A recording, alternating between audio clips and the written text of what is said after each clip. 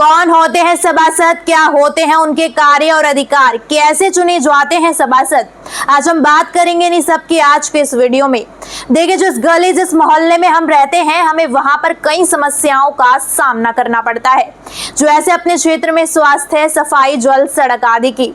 इसके साथ ही अपने वार्ड या फिर क्षेत्र के लिए सरकारी योजनाओं का लाभ और जनता के हित में मुद्दों को सदन में उठाना और उनके समाधान की दिशा में कार्य करना, अपने क्षेत्र में विकास और निर्माण के कार्यों के प्रस्ताव रखना, उन पर निर्णय लेना, ये सब किसके अधिकार होते हैं जो हमें इन समस्याओं से समाधान दिला सकते हैं। देखिए, एक भारतीय नागरिक होने के नाते हमें पता होना चाहिए, इसलिए आज हम बात करेंगे कि नगर निगम में सभासद के क्या अधिकार और कार्य होते हैं।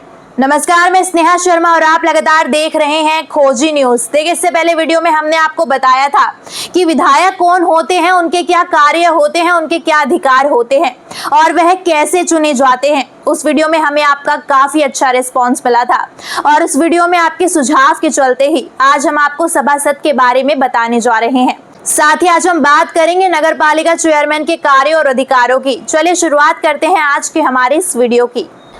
देखिए, नगर निगम में सभासद या पार्षद वह व्यक्ति होते हैं जिन्हें शहर के नागरिक अपने वार्ड क्षेत्र से नगर निगम के लिए चुनते हैं। नगर निगम किसी शहर या महानगर का प्रशासनिक निकाय होता है जो शहर की बुनियादी सेवाओं और विकास कार्यों का संचालन करता है।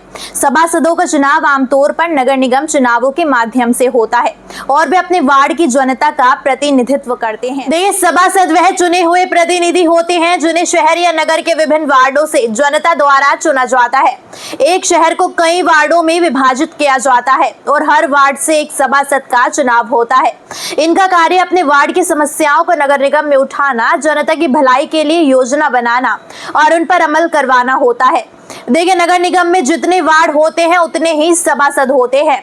सभासद और नगर निगम राज्य सरकार के अधीन काम करते हैं और राज्य सरकार से उन्हें मार्गदर्शन, वित्तीय सहायता और प्रशासनिक समर्थन मिलता है। चलिए विस्तार से बात करते हैं सभासद के कार्यों की। सबसे पहले बात करें स्थानीय विकास कार्यों में सहयोग की, तो सभासद अपने वार्ड की सड़कों के निर्माण, मरम्मत और रखरखाव की जिम्मेदारी लेते हैं।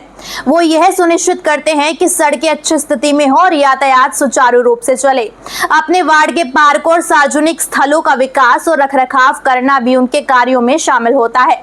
सभासद यह सुनिश्चित करते हैं कि उनके क्षेत्र में जल निकासी और सीवरेज की व्यवस्था सुचारू रूप से हो और नालों की सफाई समय पर हो। और दूसरे नंबर पर बात करें जनता के समस्याओं के समाधान की, तो लोगों की समस्याएं जैसे पानी की कमी, सड़कों की खराब स्थिति, सफाई की कमी आदि को नगर निगम में उठाना और उनका समाधान करवाना, अपने क्षेत्र में स्वच्छता अभियान चलाना, कचरे के सही निपटान की व्यवस्था करना और सफाई सुनिश्चित करना।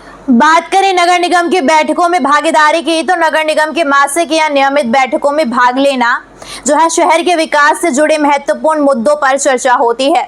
बजट निर्माण, विकास कार्य योजनाओं और परियोजनाओं के अनुमोदन में भागीदारी करना, नगर निगम द्वारा लिए जाने वाले नीतिगत निर्णयों में अपनी राय देना और जनता के हित का प्रतिनिधित्व करना। सभासद का यह भी कार्य होता है वित्तीय योजना और बजट निर्माण, अपने वार्ड के लिए उपलब्ध धनराशि का सही उपयोग करना और विकास कार्यों के लिए उचित बजट प्रस्तावित करना, अपने वार्ड के विकास कार्यों के लिए राज्य सरकार और केंद्र सरकार की योजनाओं से वित्तीय सहायता प्राप्त करने का प्रयास करना, साथ ही जन कल्याणकारी योजनाओं का क्रियान्वयन करना, सरकार द्वारा चलाई जा रही योजनाओं जैसे प्रधानमंत्री आवास योजना, स्वच्छ भारत अभियान और जल जीवन मिशन का लाभ जनता तक पहुँचाना, सरकारी स्कूलों और स्वास्थ्य केंद्रों में सुविधाओं का निरीक्षण करना और आवश्यक सुधार करना। बात करें आपदा प्रबंधन और राहत कार्यों की, तो प्राकृतिक आपदा या अन्य संकटों के समय वार्ड के लोगों की सहायता करना और राहत कार्यों में सक्रिय भूमिका निभाना। सार्वजनिक हित के कार्य, सामुदायिक सेवाएं भी सभासद के कार्य होते हैं, जैसे वार्ड के नागरिकों के लिए वोटर रजिस्ट्रेशन,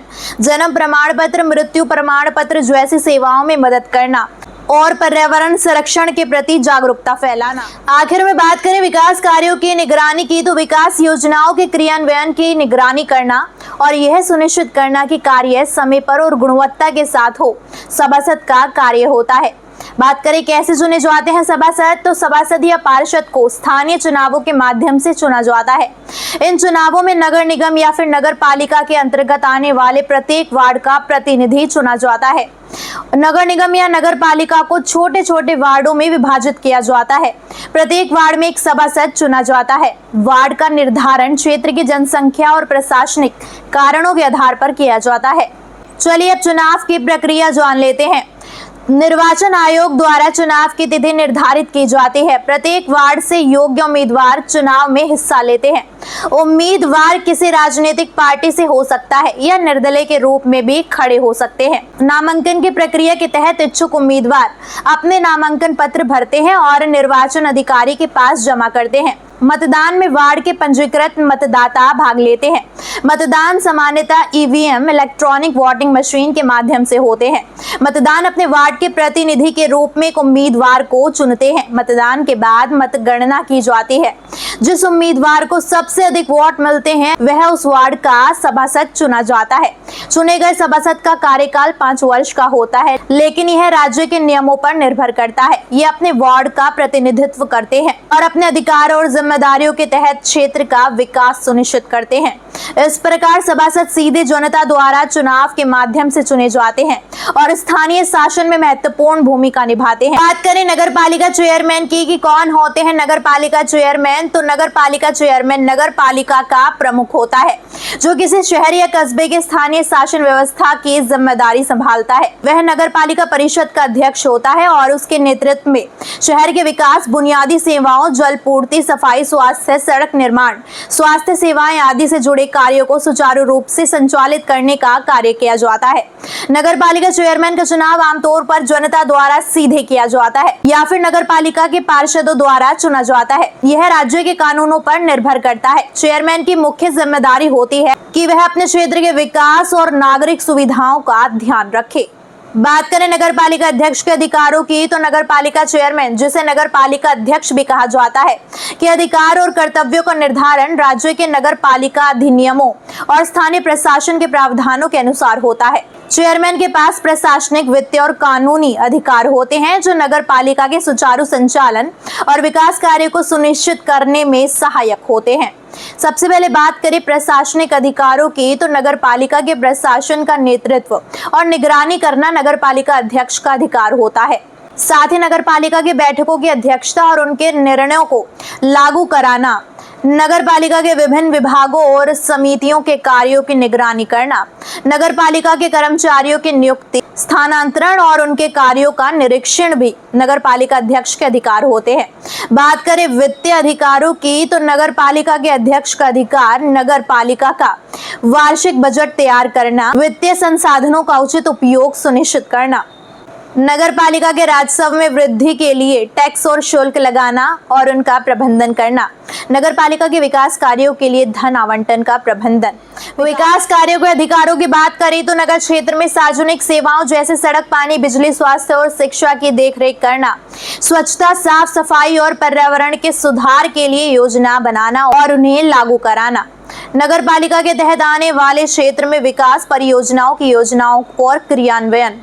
देखिए, नगर पालिका अध्यक्ष के कानूनी अधिकार भी होते हैं, जैसे नगर पालिका के अधिनियमों और नियमों को लागू करना और उनका पालन सुनिश्चित करना, किसी भी स्थानीय विवाद को सुलझाने में सहयोग करना, नगर पालिका के क्षेत्र में आने वाले विधिक मामलों का समाधान करना, राज्य और केंद्र सरकारों के सामने नगर की आवश्यकताओं और समस्याओं को उठाना, विभिन्न सरकारी योजनाओं को लागू कराना और उनका लाभ जनता तक पहुंचाना भी नगर पालिका अध्यक्ष के अधिकारों में आता है। और आपातकालीन सेवाओं में भूमिका निभाना भी नगर पालिका अध्यक्ष का अधिकार होता है।